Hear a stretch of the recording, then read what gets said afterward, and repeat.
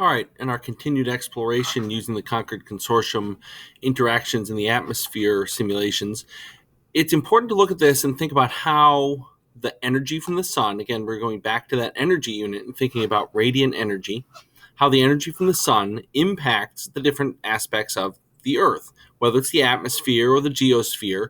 And in this case, we'd have the ground, sort of the geospheres, the atoms that make up the ground. And you want to notice that there's two different parts of this. There's sunlight and infrared, and there's temperature over here being shown as just a bar, and a couple radio buttons that you can click. When we hit play, we see the sunlight there coming down and hitting the ground, and it's going to be interesting to hit this button. We're going to pause it, rewind, and we're going to hit it again. Notice the color of these molecules. Red is going to be representing more thermal energy, more heat in the ground. Also notice that as the sunlight hits the ground, what is coming back?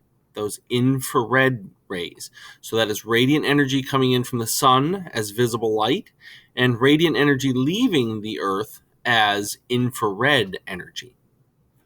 You then have the choice to change the radio buttons here on the side to just sun on the CO2 in the atmosphere. And when you hit play, you can see the sunlight going through the atmosphere and how it interacts with just the atmosphere. Just the atmosphere, and what it does with temperature. We can then talk about infrared on the atmosphere and what it does.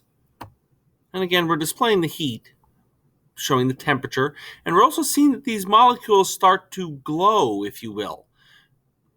That would be the excited state that they get into when hit by infrared energy. And you can see what's happening to the temperature here. And then finally, you have another button about the sun, the ground, and CO2, and starting to think about how the sunlight hitting the Earth and the infrared energy and the CO2 all interact in this understanding of what the greenhouse effect is and global warming and climate change on Earth.